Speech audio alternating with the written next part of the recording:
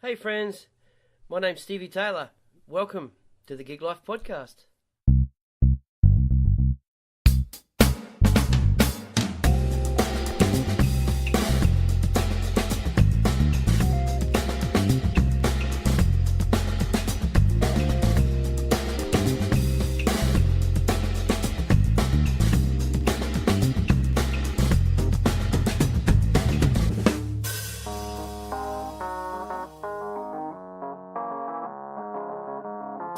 My guest today is Michael Wheatley.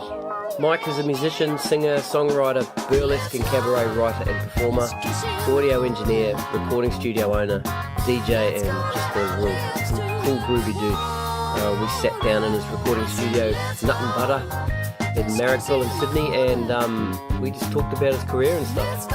Enjoy. Cheers.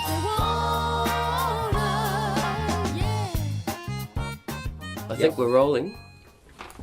Hello. Yeah. Hello, I think we're rolling. You got it going. Michael Wheatley. G'day. How you going? Yeah, not bad. Welcome to the Gig Life Podcast. Thank you. No worries, we're here in your recording studio, Marrickville. Yep, Nut and Butter. Nut and Butter. Been here a few times and some good times in here. We've done a lot in here. We have, yeah.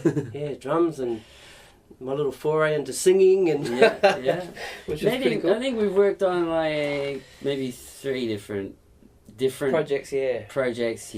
Yeah. Because there was Surge's thing. solo thing, that's company. right. The company, yep. And then my solo. Yeah. And then maybe the Solo company stuff. came back again. We did, yeah. A little bit of bits of pieces, like some tracking. Yeah, we wanted to release some. We'd recorded some stuff in New Zealand that hadn't been released, so we thought we'd come in and maybe try and finish Yeah, that's right. Yeah, that was good. Never happened. But that's all bummer. Well, I enjoyed the session. Yeah. No, it was good fun. So you've been busy, man. Yeah, Yeah. super busy. What have you been up to? Like in the last half an hour. No, let's go. This year. This year we'll go this year, and then we'll roll it right back to the start. This year's probably been one of the biggest years of my entire life as far as being a performer, being a creator or an artist or whatever. It's the culmination of about the last 3 or 4 years I started going on the road in the cabaret burlesque kind of world. Yep. I started actually before them. It was about 10 years really. But this year I just I've completed 5 different fringe festivals just this year alone, producing I think around about 4 different shows that I've either written or I'm producing and I'm in as well. I've written music for commercials. That's cool. I've started working on I've been working on some films. I've also been in the studio here working on a ton of amazing cool records. Just finished my wife Beck Jensen's EP. I was listening to that today. Yeah, Fantastic. thanks. It's really good. Yeah, that was big major project, that one. It was pretty cool because the other thing that I did this year as well is we completely upgraded the studio. Yep. A whole bunch of new old gear and new computer, new sound cards and all of that sort of stuff. So new software as well. So it was kind of like starting all over again. Yeah. Recorded an EP. And there's an EP in the process with an artist called Jack Beth, who a singer-songwriter from Melbourne who I work with. I did her last EP. We've been working on that. And Lola Sola is another singer-songwriter. I've been working with her. And just I'm away most weekends if I'm not actually doing the music thing. I make all this music and then I go out and actually dance to it. Awesome. Yeah, so that's good. Do you stop for dinner or? No, not often. Yeah. I became a vegetarian this year as well. Congratulations. Yeah, my wife's vegetarian. Yeah, problem is I hate veggies, so that's fucked. Yeah. But that's okay. It's keeping, I'm middle-aged. It's keeping my weight down. Great. That's cool, man. Yeah. That's really good. Now let's roll right back to where it all begun for you. Are you Sydney born? No, I'm from Perth. You're from Perth? Okay. And what was your sort of musical upbringing in Perth? I started in choirs at about the age of 4. Yep. And progressed through there into musicals as well. I studied music as a kid. I used to be able to sight read as a singer. As a singer? Yeah. Oh, wow. Yeah, but I know, and I've spoken to some other musicians about this too, who sight read, and you don't. It's not like a bike. If you don't keep doing it, it actually disappears. Yeah, I've been talking to a few people. You know, that said the same thing. A lot of it, it's very. I can't sight read anymore. Yep. But yeah, singing, I used to be able to sight read. It's different, I think, singing to playing it, sight reading on an instrument. Yeah. You know, it's. You've only ever got one note to worry about at a time. Yep. Yeah. And B, it's just sort of. Unless you're Layla Hathaway and you can sing chords. Oh yeah, sing right. chords, like. Yeah, I know, right. Yeah. I might have done that by accident when I was really angry at my kids once. Screamed at them and eight voices came out, but it could have been Satan at the same time. I'm not sure. That's really Exorcist cool. voice. Yeah. When did you move? Did you move from Perth to Sydney? Yeah, for a bit. Then I went to boarding school in Melbourne, and that's where I went. It was an amazing school with a huge theatre and stuff. So I got to I was in competitive choirs. So our choir used to compete as well, and we won a few comps, and the musicals that this school would put on were like ticketed events that would sell out, and you'd have to do a run of like a week. The show. Sorry, I've just got this. I mean, I haven't heard of that before. Competition. Pardon my ignorance. Yeah. I just got this image in my head of like you get the rap battles. It's a choir battle. Yeah. No, it's not like that. Are you backstage? Backstage. Are you singing off, or is it? No. You do your thing, and then the next there's thing, a panel of judges, and you each choir, and there's madrigal groups, and there's smaller, then there's the larger choirs, and you pick, everyone presents a different piece of music, and you just you've spent like 3 or 4 months practicing the hell out of it, and rehearsing and stuff, and our choir was pretty kick-ass. It was good fun too. I was lucky I had a very big range as a kid, so I got to do tenor, alto, and soprano stuff, which was just a blast. That helped me with the reading too, to do all of that. Different lines. Yeah, and then then I moved to Sydney, and music. I was in. I went to school. It was Mossman High. I went to a lot of. People in my year all kind of ended up becoming people like Skunk Hour and Grin Spoon and Morganics and Metabase and Breath. They were a 90s hip hop outfit, like one of the first sort of Aussie hip hop groups, and they were all of those guys are we were all in the same year at school, but I wasn't involved in the band scene.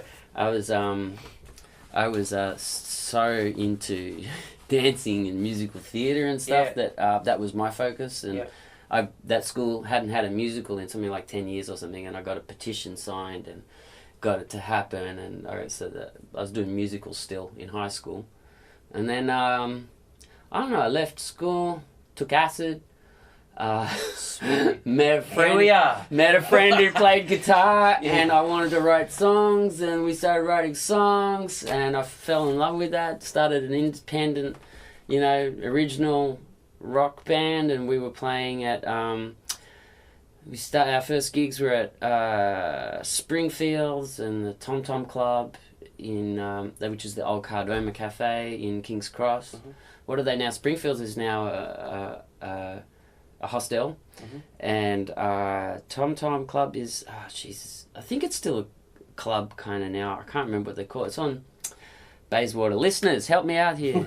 Bayswater Road, on that little strip right there, with all the other ones. Sweet Cherry or something. Underground, I think. It's had so many fucking names. Underground's around the corner a little bit off off the main drag. Yeah, Bayswater Road.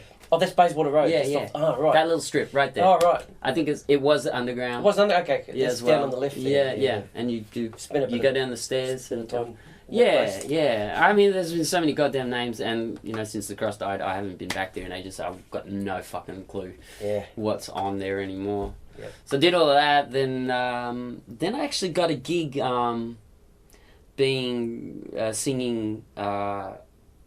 This was actually more, kind of appealed to my musical theatre side and my acting and stuff. I got a gig in a concept band called the Australian Prince Show, singing Prince, and I got to tour, and that just was like, fuck, I want this, but I don't want it like this. I want this, but I don't want it like this. I didn't enjoy. After a while, I kind of felt like, I'm an original musician and a songwriter. I love Prince, but and that was great. And I literally walked into the audition and I sang Raspberry Beret, and I think it was after the first chorus, they're like, so when can you start? Because I just used to love fucking imitating him. And then it just took me a long time to get away from that. Right. Then, sorry, when did you start playing piano? That happened after the Prince show. Oh, right, okay. I quit that and I went home, and I was broke, and I lived at my dad's house in Homebush, and he had a piano and a book called 1001 Keyboard Tips, and it had little graphs. Yep. For every scale in every key. Well, the main kind of, a lot of the important ones, the beginning ones, I don't know, all the modes, all of that. And then so what I did is I'd pick a key each week, and I'd write a new song in that key to learn how to play the keys and also keep it interesting, because I fucking hate doing lessons and stuff like that. So that was, I taught myself that, and then started a band called Raw Sugar. Got signed to festival, had a little bit of love on Triple J, kind of. You released some music? Oh hell yeah! We did 2 albums and 2 singles, I think, with Raw Sugar. But all of every horror story you can imagine, that you've ever heard about getting a record deal and the things that can go wrong, they all happened to us, and it was probably the worst time of my life as far as career went.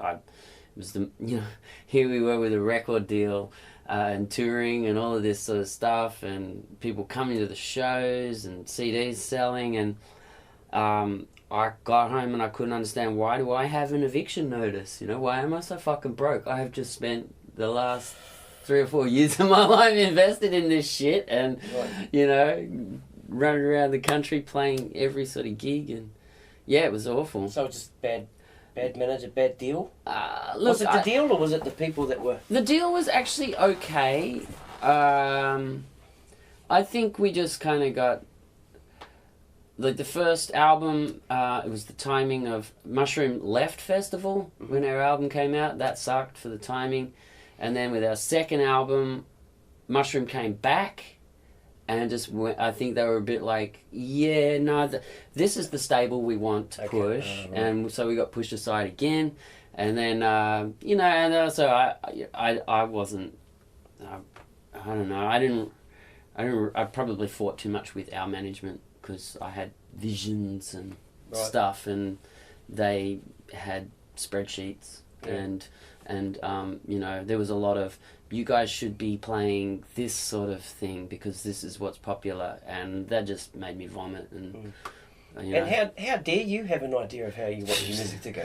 It's partly my own. I'm responsible for that too, because I was all about democracy in the band, and everyone get a say, when really probably I should have been like, this is my shit here, I started this, let's do it like this, and it was beautiful, and it was a good thing. I'm not saying, we made some fucking amazing music, and we had some incredible gigs, we had a huge, awesome, loyal fan base, and we were lucky enough to be part of this really cool moment in the 90s in Sydney, where it was just this big funk rock explosion and everywhere, and it was it used to be a joke. You just we'd be oh, it's just another dumb, we're just another dumb funk band.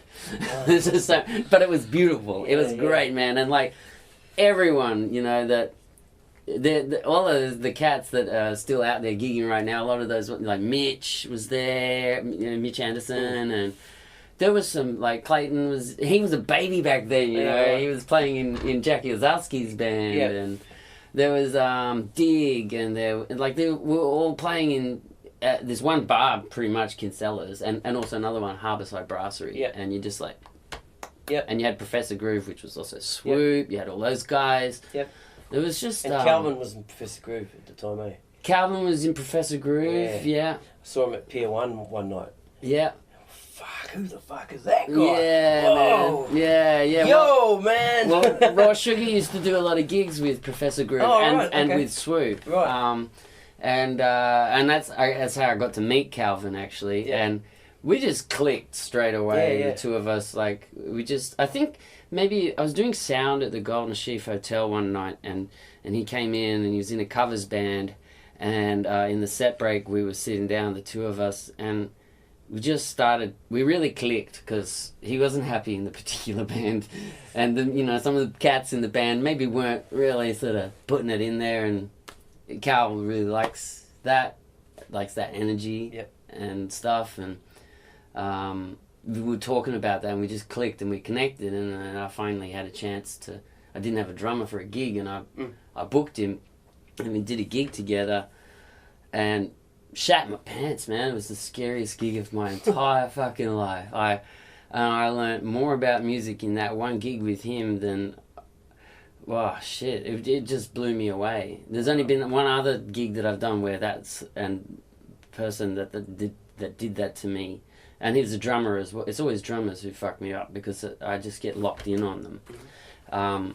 There's a guy called Louis Burdett, who's a avant-garde Australian avant-garde jazz drummer from the sort of late 60s, early 70s. I used to be in a quartet with him, and those two, Louis and Calvin, man, they fucking shaped me as a muso. Like, they taught me so much about the one, and about pocket, and about freedom, and about time. And man, changed my world, those guys. That's really cool. And I still, if I play with Calvin, I still play with him occasionally. If I play with him, I'm still scared. I'm still scared, or I'm still like fucking hanging on there. It's just like diving off the highest fucking board possible. You know there's water at the bottom, but you're still scared, and you've been training and practicing, you've got it's down pat, all the somersaults are all in your head, but you're still like going, fuck, I could die. I could die. At the end of this drum fill, I could die. That's awesome, man. No, I would play lots and lots with Cal. Yeah, that's cool. And mostly I play with trios a lot, and so what's going on, is, I don't know, there's heaps of space there, so you get to really see or feel what everyone's got, what everyone's thinking and what everyone's doing and vibing on. In trios, I find, in the bigger bands, you kind of usually a little bit more like, I got my part, and I need to be in this little spot here. Watch out. You're more watching out. Watch out, Watch out. Oh, don't tread there. Oh, sorry. Ouch. My bad. Whereas in a trio, it's kind of like mistakes actually turn into really beautiful things, because... And I've always, improvised music has always been a huge, huge part. There was the other band that I had going on after, the 90s was Sloppy Joe, which was a trio. And that started with my brother on drums and Serge from Raw Sugar on bass. And then another guy, my brother moved away, and another guy called Shane O'Neill, came in and sat in on drums. And then, we did 2 years every Friday night at Opera Bar. Every Friday night for 2 years, improvised the whole night. Really? And fucking, there's 1,500 people there. And we just it was the most arrogant thing you could imagine. None of us are trained musicians, nothing. We just actually were so fucking contemptuous. It was ridiculous. We would turn up, and it was a good paying gig, much better than it pays nowadays. It used to pay, we'd get $250 each to play between, when was it? 8 and 11, and we're only doing half-hour sets as well, because the DJ is doing another half-hour set in between ours. Right. It's fucking slackest gig ever. Yeah, yeah. Out in the harbour. Yeah. Beautiful people all around us. And what would we do? We just turn up, literally turn up, set up. Look, start time. What key are we in? I don't know. Let's play an E. And or we would get the shit scuff. I fucking started the last 3. You start the next one. And that's how we would do it. And we would just make shit up for 3 sets, and Yep. get paid. And then we ended up doing corporate gigs like that. Yep. We would do these corporate gigs, and they're paying us like fucking. We'd get like $600 each. Because we're a trio, I could just charge through the roof, and it was still cheap for them. Yeah. And we used to just sit there and just fucking. No singing. That was the other thing. No singing. It Oh, was really? Okay. All instrumental. Oh, right. We just make tunes up. Just make it up. You know, I obviously would have to come up with some heads all the time, and it was just funk and groove. And we ended up doing these awards nights, and we used to make up stings as the people were walking up to collect their awards. And I felt like a mini Paul Schaefer, you know? Yeah. It was good fun. Yeah. That's really cool. Yeah, it was fucking great, man. Yeah. No, I saw something pop up on Facebook the other day. Yeah, Sloppy did Joe, you? Yeah. Well, actually, after this interview, I'm going back on Facebook to promote what we're doing. Great. Yeah, Can't wait to hear. We're just getting back together for some jamming. Brilliant. Yeah. Brilliant. You catch us at the Hollywood Hotel. Okay. Yeah. And we'll if there's any promo stuff, I'll link that in the show notes to this. Yeah. I meant to put an event up. Yeah. The first time I ever saw you was at the Basement, and it was for an ihearmusic.com evening. The band I was in at the time, the company, we'd been chosen to play in December. Right. And Calvin and Tim invited us down to the Basement the month before. Yep. Just to meet the guys. And Was that Beck's night? Was that? yes, it was as well. And you guys played. Yeah, right. As the trio. Okay. Or the Michael Wheatley trio, I think it was called. Right. That's what it's got on the thing. Oh, okay. Then it wasn't Beck's one. No, it wasn't. No, but Beck got up and played. She got up and played guitar. Yeah, I would have invited her up. Yeah, for sure. yeah. That's what it was. And me and my mate were sitting there, and you guys came on and started playing, and I went, "That sounds like fucking Jamiroquai. Listen to this." And then, who's that fucking bass player? Yeah. What did he throw his bass on the floor for? Yeah. Don't worry, you weren't the only one. You weren't the only one. Except my reaction's like, oh, fuck, he threw his bass on the floor again. I thought it was the fucking coolest thing I'd ever seen. And I just thought, wow, where did these guys come from? Yeah, that was the first time I saw you, and obviously. And third, that would have been Shane. It was probably Shane on drums. Yeah. Yeah, that was good fun. Yeah. Yeah, we were called Michael Wheatley Trio for a while. I think just I didn't call us Dirty Carpet Disco Band because Opera Bar stole the name from me, and for their cocktails they never like fucking really asked me. It just sort of turned up on the menu, and it turned into their biggest selling cocktail. And I actually at the time I had the shits because every time I mentioned the band. Well, not every time, but I had a few times when I mention it. Dirty Carpet Band or Sloppy Joe? Well, no, after Sloppy Joe. After Sloppy Joe, yeah. I put Dirty Carpet Disco Band in there. Right, and that was the difference being that I was singing songs. Right, okay. So it wasn't instrumental. Okay, gotcha. Sometimes Sloppy Joe was Dirty Carpet. Right, I gotcha. Same people. All right, okay. Sometimes. Right. But the difference being I was singing. You were singing, okay, gotcha. Yep. Anyway, they kind of I would put posts up about it, and people would go, "Oh, did you guys name yourself after the cocktail?" Oh. And I was like, fuck off. And I just wanted to disassociate myself with that particular venue. I'd spent a lot of time there. I booked it for 10 years straight did all of their sound. And, you know, I used to do 13-day weeks there for about 10 years straight. So I kind of just went, I just need to have a break from that. And, called it MW Trio for a while, which is a really fucking boring name. I should have just kept Dirty Carpet. Yeah, that's a much better name. And I've won it back now, I think. Yeah. I think so, because we put albums out with that name again. And stuff. And all right, let's talk a little bit about music production and how that sort of started for you. Because we're sitting here in your recording studio, custom built recording studio. We're in the control room, and you've got a soundproof room next door, and Yep, and then there's the band room there's outside. the band room outside. So where did that the inkling to start doing your own recording happen? Oddly enough, I actually prefer recorded music to live music, and I've always just I would prefer to sit down and listen to a really cool album than I would going to see a gig. Yep. Probably because I've always made a living on stage, and also as a live sound engineer. Yep. I worked as a live soundie for about 25 years. Okay. And I bought a 4-track in the 90s. I went to school of audio engineering. Oh, you did? Okay. Yeah, Awesome. I dropped out though because it was in the 80s, and it was a real bitch trying to get studio time. And then when you get it, it just was so hard to learn. You know, I learned all the basics and learned how to splice on tape, and cool. I learned all of that sort of stuff, and that stuff I'm really grateful for. Yep.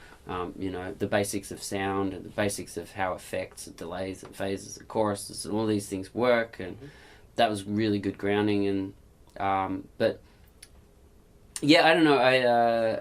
What sort of happened was I always loved it, producing and recording, and would try and get on the controls as often as possible. And then computers came along, and you could actually record on them. And then MP3s came along, so you could actually release it. I just been obsessed with it. I think probably about 99. Yep. 1999 was when I first got I think it was Acid Pro. Yep. And I made my first solo album on Acid Pro. Wicked. And released it, and actually charted on the internet. There used to be a website called mp3.com. Yep, I remember. And I charted on that and was selling my own music on the internet in 99. Yeah, that's awesome. And I remember That's ground floor shit. I know. Yeah. And I remember saying to Beck, my wife at the time, she was like, "Oh, okay, this is weird. I don't get it, And I'm like, "Babe, this right now is the future. Yeah. What I'm learning how to do right now, make this music and sell it online, and these MP3 things. Trust me, this is actually going to be how people will access music, and we're making some money with it right now. Also, I can see that that's not sustainable. Yeah. And I could just see this huge shift happening, and I wanted to get in. Saw it, yep. And also, just with computers, suddenly, I didn't. My first album sounds terrible. You can tell. I know. I made it in a tiny, teeny little room next to the laundry on a clunky old, it was Windows 98, and I had a 58 and a Rode NT3. That was my expensive mic, that was my fancy mic. Yo. And I had a sound card that was it was so crap, and it was awesome.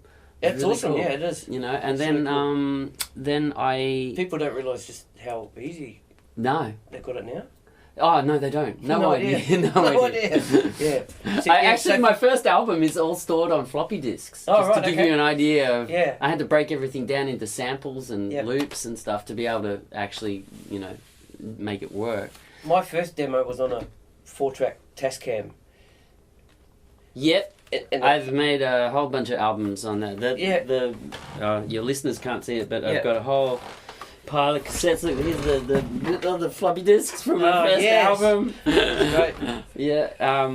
Got all of that. And then I ended up having to get the day job thing going, which was I ended up becoming a venue consultant and running all these venues and booking and live sound and whatnot. And then after about 10 years of that, I kind of just hit a brick wall, and I got completely over it, and I needed a change. At the same time, I also got a nice inheritance, bought a house, and it was the first time a bank would. I knew it was the only time a bank would listen to me, and we were one of the last low doc people, Right. Yep. so I didn't have to provide any information. Right. And I got a loan for the studio. Yep. And I went. I hired some amazing acoustics and studio builder dudes. The Talby brothers, who are Perfect Imperfection, and they'd built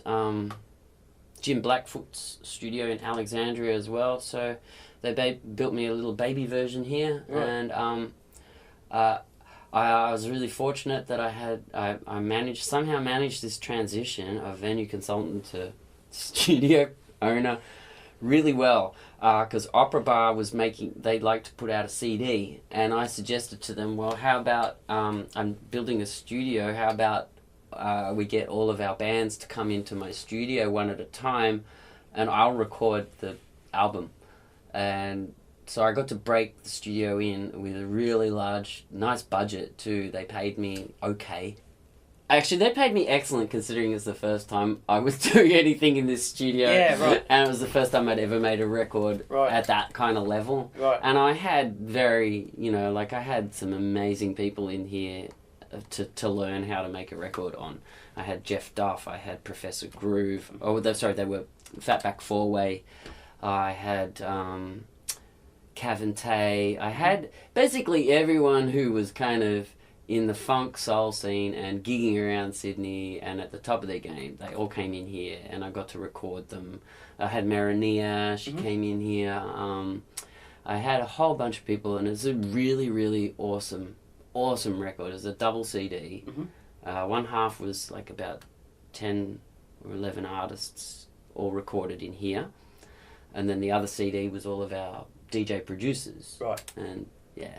Was this a promo thing for the Opera Bar? Yeah, so they sell it. They didn't release. Did they release it? Yeah, no, it's on. I think it's. Is it on digital? Yeah, it's on iTunes. Oh, okay.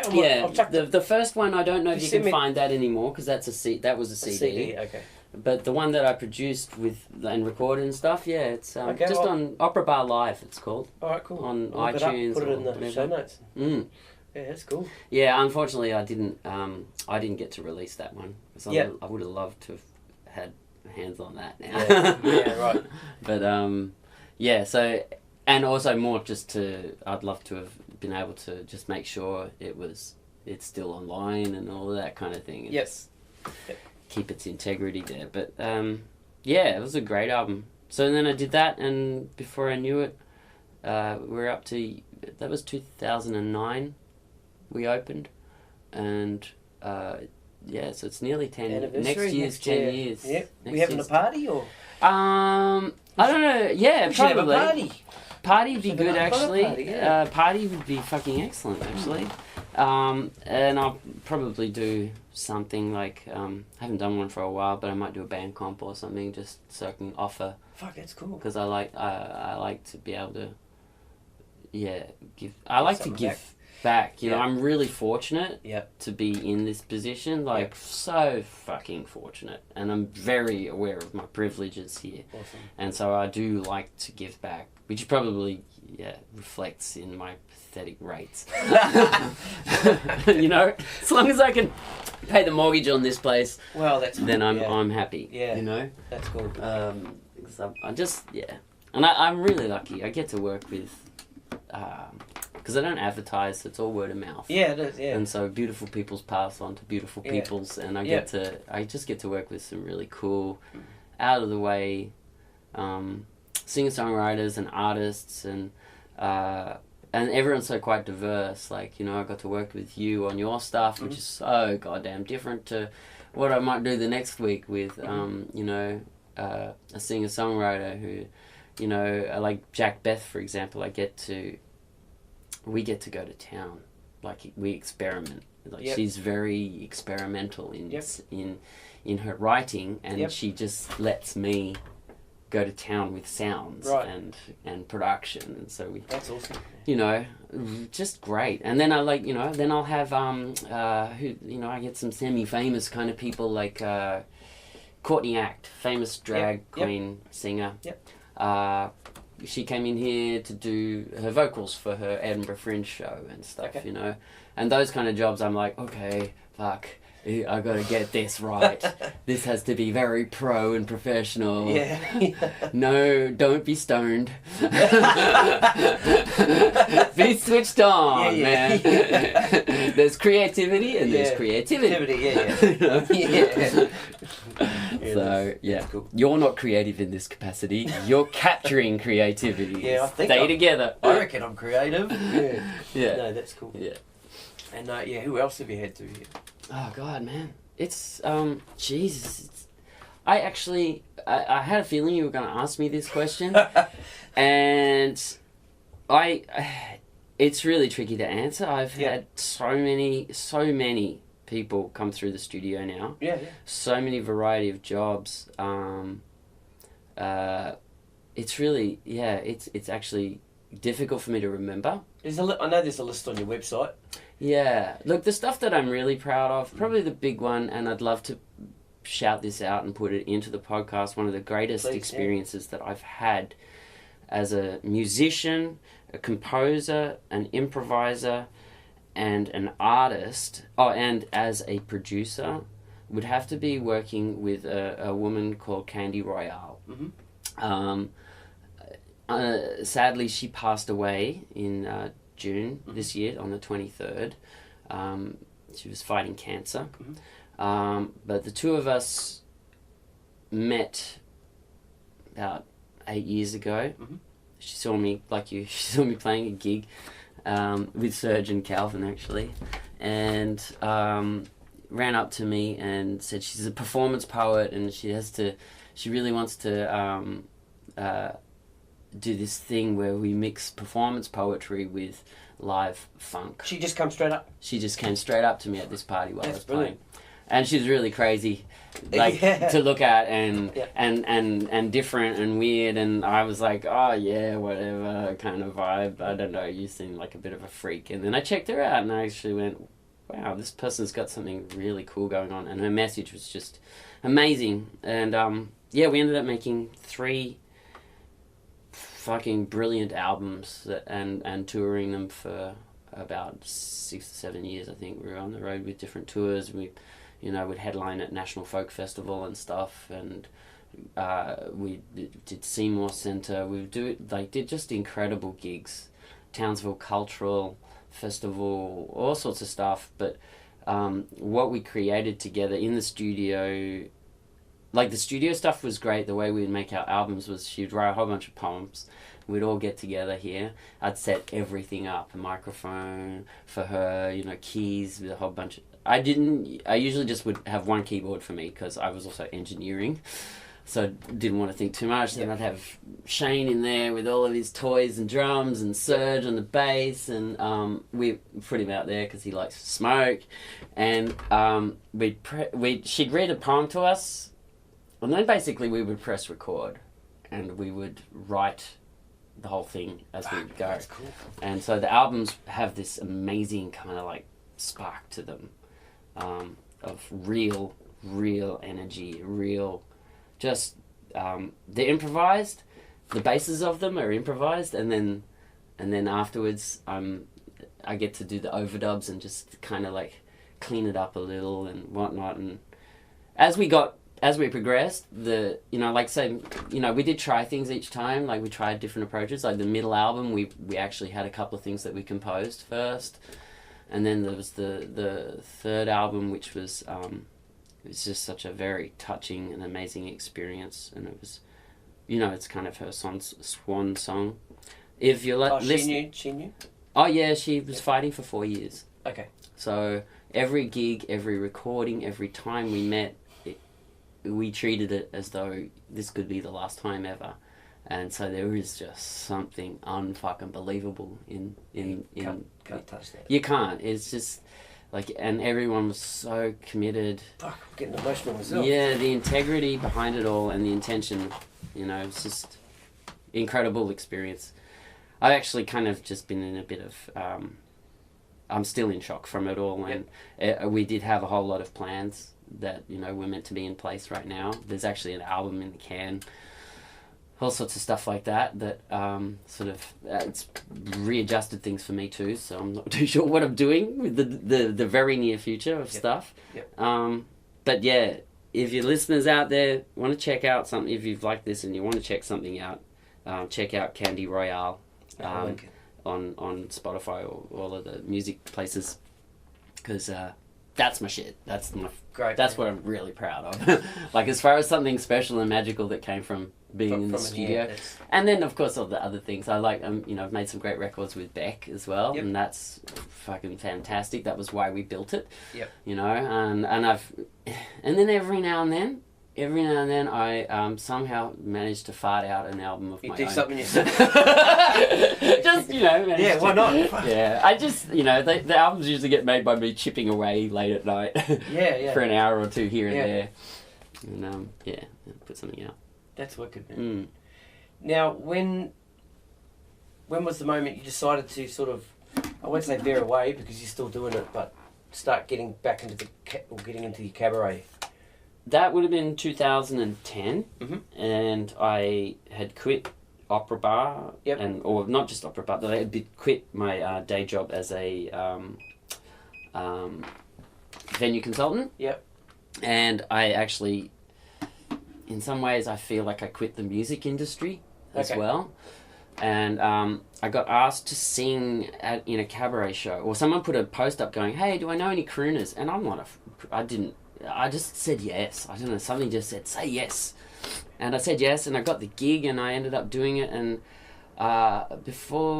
within 6 months or something, I was writing and composing and producing shows for burlesque performers, and who wanted to band, and so I'd write all of these songs for them to actually dance to and then play them with a band, and I just fell in love with it. It was just because I got to have the interplay with a dancer, which is a whole other experience to interplay with musicians. And it also meant I had to find bands that could understand. Gotcha. Because I've also been in other bands with dancers, and I've sat there and just gone with my head in my hand going, oh my gosh, it's, what it's like when you watch two people who don't speak the same language trying to talk about something deep,